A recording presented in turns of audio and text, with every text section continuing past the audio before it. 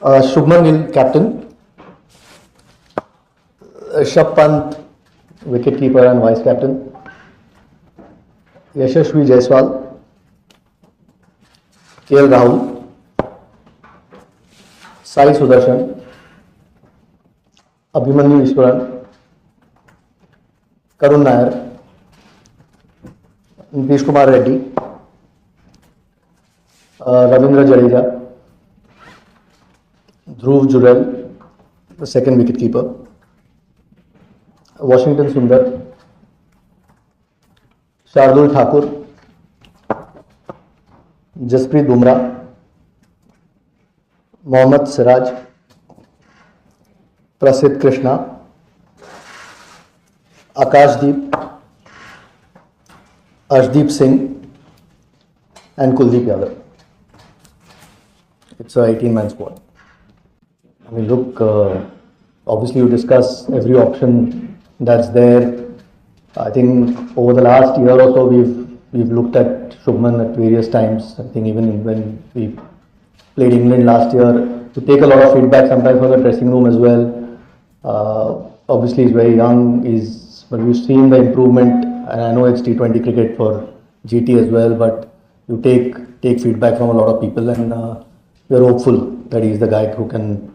It's obviously going to be like it always is, a high pressure job, but we're hopeful that we've picked the right guy. I mean, he's a terrific player, and our best wishes to him. Look, I think Gigi and Shubman might probably take a call on that once they get there, so I don't want to sit here and give a batting order. But once they get there, I think they'll probably have a think about that or have a chat about it. He's been trying to get fit for the series, of course, but I think he's had a little bit of a setback over the last week or so, and he's got some MRIs done. And like you mentioned, I don't think he was going to be able to play 5 tests, and at the moment, I don't think his workload is where it needs to be. So it's just the medical guys who've told us that he's been ruled out of this series. Yeah, it's unfortunately we were hoping that he's available for some part of the series at least, but if he's not fit at the moment, it's very difficult to keep waiting. It's rather plan with the guys that are fit and available. So yeah, it's unfortunate. Bowler like him, you always want to try and pick, but at the moment he's not fit to be picked. I mean, you don't pick captains for one tour or 2 tours. No? You want to try and invest in something that's going to help us going forward. You always, like I said, you are hoping that it's the right call that we've seen some progress over the course of the last year or 2 with him. There's no doubt it is going to be as tough as it gets doing a 5-match series in England, and maybe he'll have to learn on the job a little bit. But we are very confident with what he has to offer, and that's the reason we've picked him.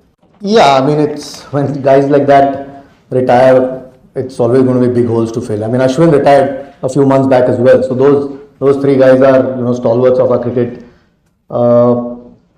It's always difficult.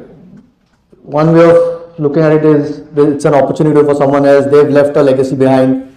I mean, obviously I've had conversations with both of them over the last couple of months. Virat obviously reached out early April and said he wants to finish. I mean, we've seen him, sort of give 200% every ball that he plays, even when he's not batting or he's in the field. He probably felt that he had given everything that he had, and if he can't keep up to the standards that he set himself over the years and how good he's been, and maybe it was time for him. It's come from him. It's you've got to respect that. I mean, they've earned that respect, both of them, and and as all great players are, the one thing they are is they're true to themselves, and he was in that conversation. So you've got to respect that. I think we'll obviously miss. I mean, when you've got a guy who's played 123 test matches, 30 test hundreds, it's going to be tough to fill. It's an opportunity for someone else, but he's shown what needs to be done to succeed at this level. Needless to say, even though he's been a leader over the last couple of years since he started leading the test matches. It's a new cycle, so it's an opportunity to build something for us as well. But there's no doubt. I mean, That's why I think we've got to show them the respect that they want instead of speculating too many things. It's sometimes a personal call with players, and you've got to respect that. And like I said, their performances over the years have shown the amount of games that they've won for India. It's someone else's chance now, but there's no doubt we'll miss them. I mean, all three of them, and Shami really. He's again in Test cricket. He's been incredible. So four guys like that not being part of your squad is going to make it a little bit tougher, but it's an opportunity for other guys. I don't think he'll be available for all five tests. As far as, again, the physios and the doctors have told us, whether it's 4 or 3, I think we'll see how the series goes and how his body can take the workload. Needless to say, how important he is. So even if he's fit for whether it's 3 or 4 tests, I think he's going to win us a few test matches here. So we're just glad that he's fit, and that little setback that he had in Australia wasn't too bad. And he's back playing. We've seen, I know it's T20 cricket at the moment, but we've seen what he's doing in the IPL. So no, we're just happy that he's part of the squad. Yeah, I mean, sometimes you just have to make those decisions. I mean, Sarfaraz did play the 3 test matches in India. I know he got 100 in the first test, didn't get runs, missed out in Australia. Sometimes those are decisions which the team management takes. It's whether it's fair on somebody or unfair on someone. Those are the choices that you make in the best interest of the team. And at the moment, we felt, Karun obviously he's put heaps of runs over the last couple of seasons. He's played a little bit of Test cricket early in his career. Has played a bit of county cricket. We feel that he's batting well enough. Also with now Virat not there, clearly lacking a little bit of experience in that batting. Jaiswal's touring for the first time to UK. I know Gill's played one test match. So it's basically KL and Pant who've played a series before. So we felt his experience could help. Sometimes it is always going to be unfair on somebody else, but eventually you've got to make choices. I mean, not really. Booms, because he led in Australia, he was the vice captain in Australia, but once he's not going to be available for all the test matches, I think he's more important to us as a player. We want him fit. There's always that extra burden when you're leading, you're managing 15, 16 other people. There's a lot that it takes out of you. We'd rather have him bowling as well as he does than putting that extra burden on him. He's aware of it. We've had a chat with him and he's okay with it. He knows where his body's at the moment, and he'd rather look after himself and be bowling fit.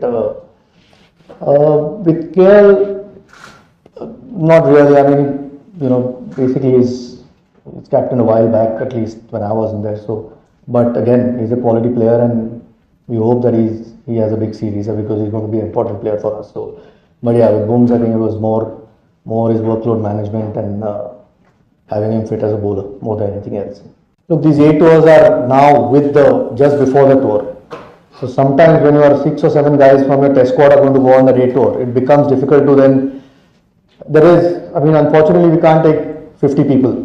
Karuna is a performer in Ranji Trophy, right? So he's part of that.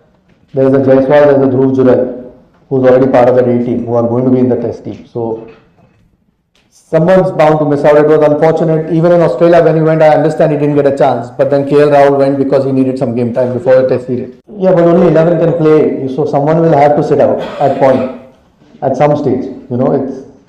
I wish we could play 18, but we can't.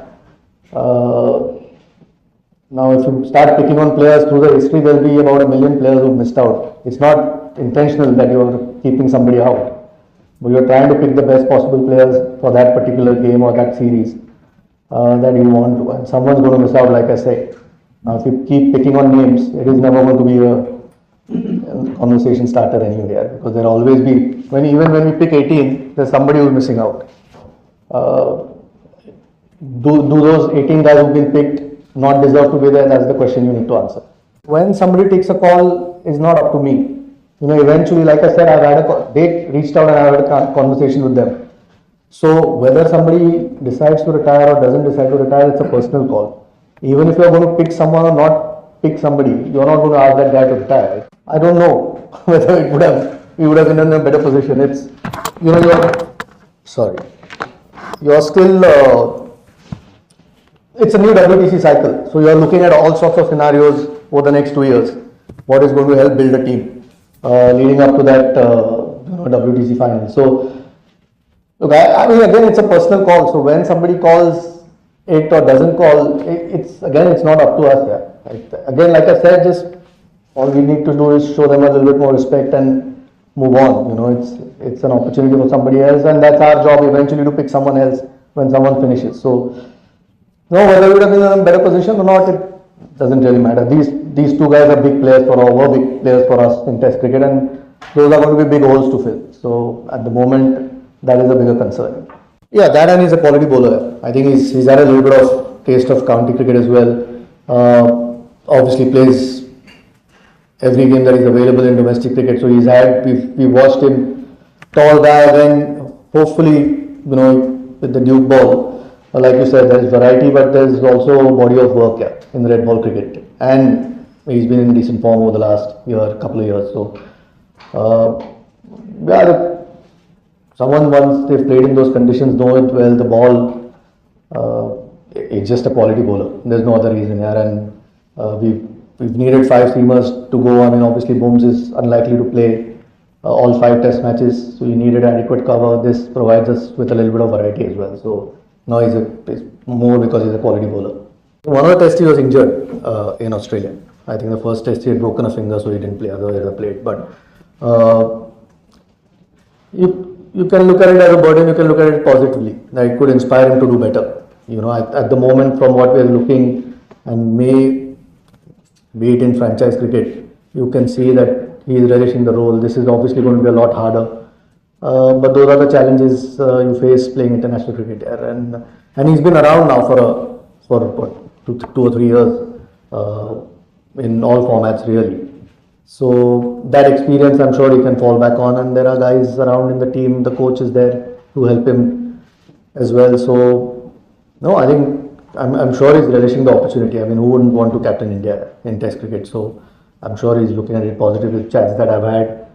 And there will be pressure, there's no doubt. There won't be any going away from it. But hopefully that inspires him to do better. Yeah, he's played well in domestic cricket as well. But at the moment, there's no room. I mean, if he keeps doing well, I'm sure he'll find a spot back in Test cricket at some stage. Shardul, yeah, he's a bowling all-rounder, obviously. With the way sometimes the team's structured, the 11 structured, you need that seam bowling option who can bat a bit, and Nitish Reddy obviously showed what he can do with the bat. He's going on the A-team tour as well, so he'll get some bowling under his belt hopefully. But he's a young player who's obviously impressed with the bat and who can bowl. So if the conditions demand, again, it'll depend on what the team management thinks at that point. But yeah, he's the batting all-rounder at this point. Hopefully his bowling keeps coming on as well.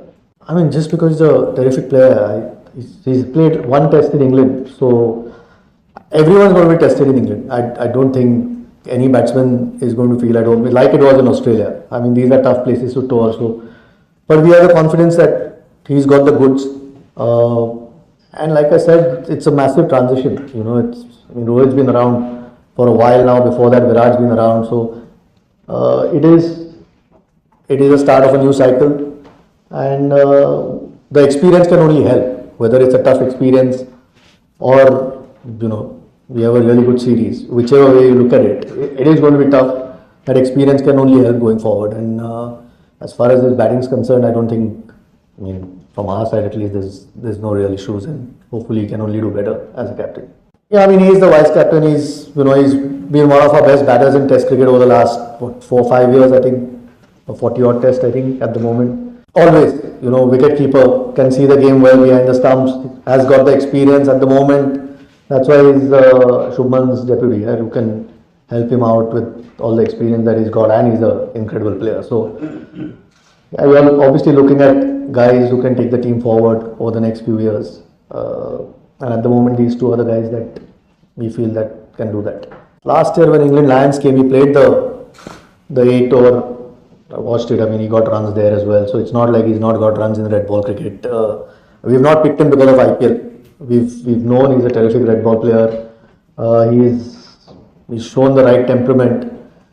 and seems to have the game to succeed at the top level. Yeah, I mean, once he plays, we'll probably get to know a bit better, but seems to have the goods. So I don't think his IPL performances have made us pick him for Test cricket. We've been looking at him for a while, at least since I've been here for a couple of years, but there's never been any place in the team to pick guys. And now that we've had this opportunity, certainly deserves it.